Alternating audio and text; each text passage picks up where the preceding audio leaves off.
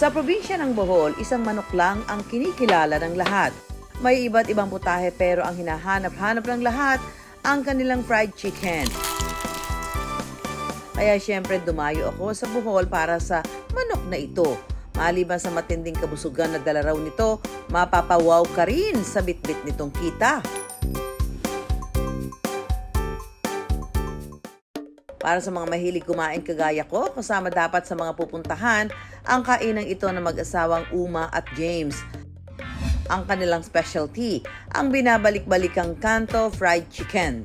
Dati, it was my husband's parents na business. So they started there since 1998. Mga around 2012 na-stop yung business nila.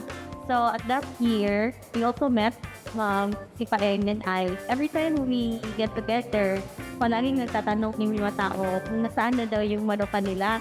So I was very curious, bakit sila nagtatanong?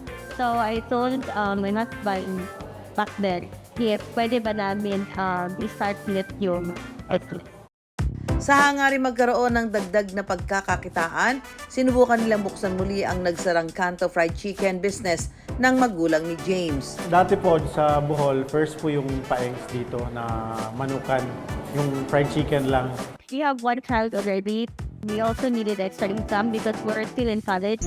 Sa halip na ibenta ito muli sa Kanto, ibang diskarte ang ginawa ng mag-asawa.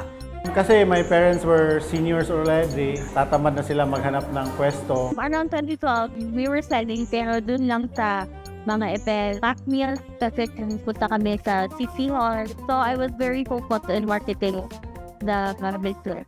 At nang muling pumatok ang kanilang produkto, umarangkada na sa negosyo ang mag-asawa. A lot of customers were already asking na where can they really get the chicken. Nasasabihan ko siya na I think it's time na we will get a store already. Every day I post and then I tell my friends about the chicken. Taong 2015 nang magbukas sina James at Uma ng kanilang kainan. Kahit na iba ang diskarte sa negosyo, ang simple pero malasang fried chicken daw nila ang siyang hilig ng kanilang mga suki.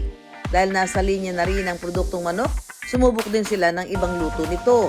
At ang kanilang panindang manok maliban sa nakabubusog, tuloy-tuloy din daw ang pangingitlog ng oportunidad para sa kanila.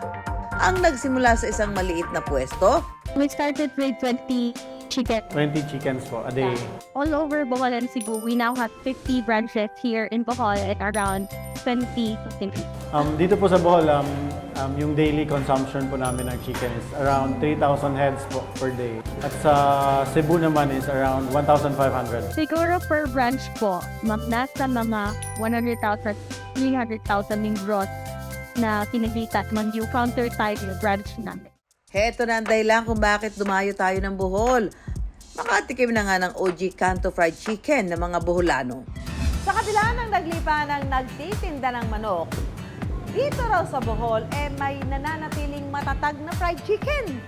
Silipin nga natin kung ano ang meron sa kanilang manok. Ano yung sikreto nung bakit kayo nakapag-put up ng 70 branches? Paeng.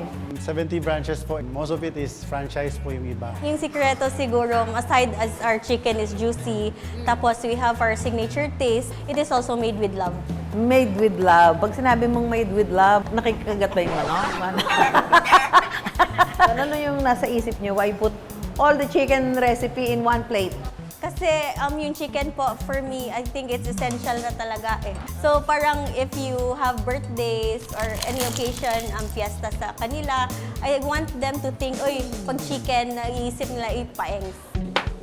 Tama na ang maraming chika dahil chicken time na, chow time na. Okay, so eto na. Titikman na natin yung mga iba-ibang klase ng chicken dito sa Paeng's Chicken sa Bohol.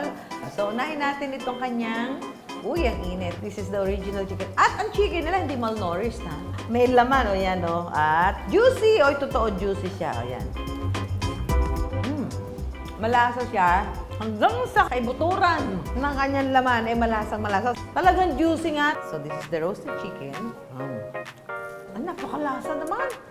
Pagkalasa naman, sagad na sagad. Medyo matamis-tamis ang lasa. Pero ang maganda sa manok nila, talagang hanggang loob ang lasa.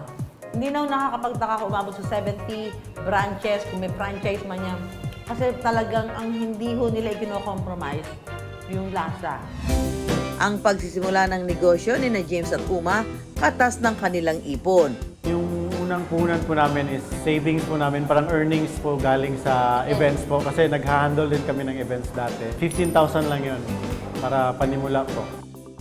Binabahagi rin ni na James at Uma ang tagumpay ng kanilang negosyo sa pagtulong sa mga nasa paligid nila. Our business is growing.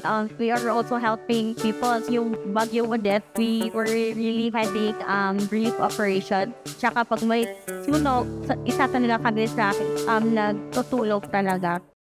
At para makamit ang pag-unlad sa negosyong kagaya ni James at Uma, Never give up lang talaga. So every time you dream, you do it. And of course, samahan din na prayer.